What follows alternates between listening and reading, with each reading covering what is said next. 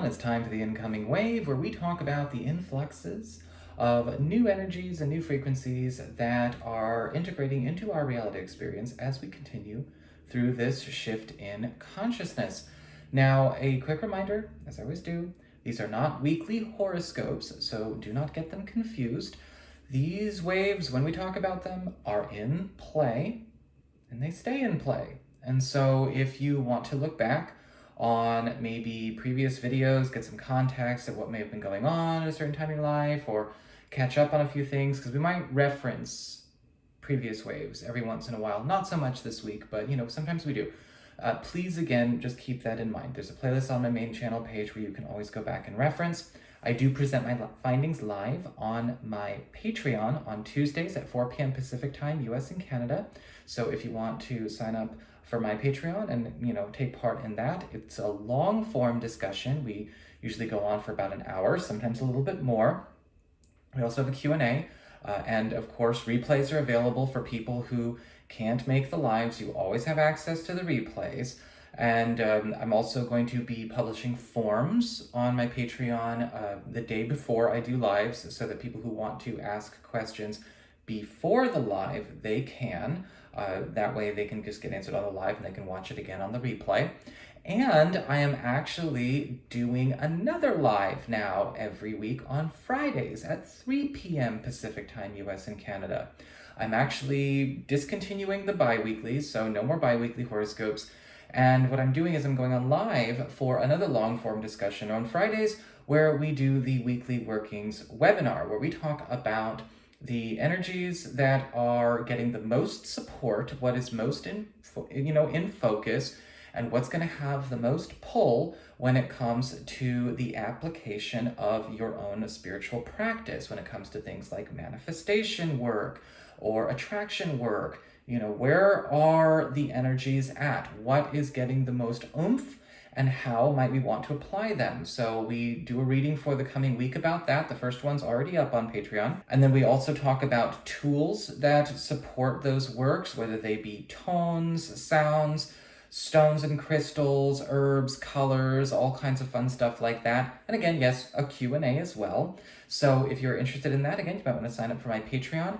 I have adjusted the minimum pledge for my Patreon. So starting at the end of this month, minimum pledge is going to be $5 per month to have access to everything. But everyone who pledges at least $5 or more also gets coupon codes for discounts on services and all kinds of stuff like that. So if you're interested, you might want to check it out. And of course, if you ever want to get a session with me, you can always go to my website, integrativemysticism.com. So let's talk about what presented when it came to this most recent wave. Our cards were the Star, the Moon, and the Ace of Pentacles, or the Ace of Crystals, in the Syrian Starseed deck. And this particular wave was more of an environmental wave, right? We're talking about an atmospheric shift. So a lot of the things that we're talking about now in this video were also available to individual experiences, right? When we talk about individual things like perceptual veils, right? That's going on, talking about the personal journey. But now a lot of these things have expanded to become more atmospheric and environmental changes, regardless of where anyone is in their personal journey or their personal practice. Now, of course, the personal journey and personal practice and personal choice, of course, is going to have a say in how much clarity these changes are going to present with, but they will be presenting. We have huge veil drops going on right now and only getting more intense. But as opposed to, say, the perceptual veils, right, the personal veils that were starting to drop and get cleared earlier in the year, we are watching this happen now in the magnetics around what is actually perceivable and interactable on an environmental widespread level. And this is an acceleration that was always, coming up. That was always a big part of, the end of 2020, because the end of 2020 is basically what everyone was saying 2012 was going to be. And this is also getting accelerated because we have come into this time of year where the veil traditionally would be super thin anyway, right? October 31st and May 1st, the two times of year where historically the veils would get super, super thin, and then multidimensional interaction was heightened, amplified, and much more easy to achieve and accomplish. But this year, it's like everything's coming down, it's not coming back up. So there's actually a major density stripping, dimensional stripping going on. The way I described this in the live was that it was like going from an opaque magnetic, so opaque as in you can't see through the energies that are right in front of you, right? What's presented as the physical is all, that is showing up in the environment, to a more translucent, to a more transparent and completely then cleared experience. And this is happening, like I said, right now. And for those of us who have been working on their perceptual veil dissolvement, right? Whether you've been doing it for a few years or a few decades, those of us who've been on the path for a while, that is something that, again, you could have done at any time, but it's easier now for everybody than it was for us because it's not going to be swimming upstream.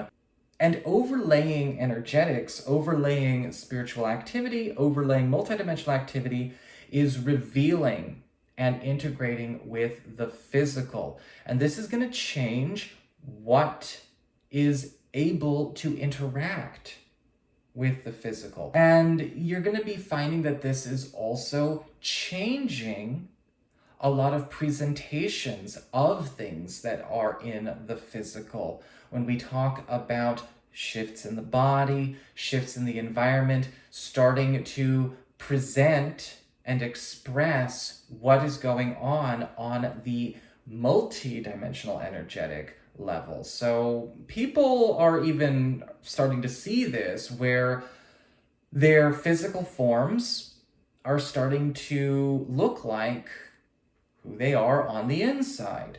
And I'm not talking about dark circles because this was one of those tired and wired types of adjustment weeks, energetically speaking. I'm not talking about, that. Because your physical form will, of course, change, right? Everything is set up on the etheric before it physicalizes, but now you're able to see what is going on the etheric as it is physicalizing. And so a lot of things are going to start to look different, look bigger, look smaller, look younger, look older, start to change in their hue, starting to match the vibrational frequency that they are holding.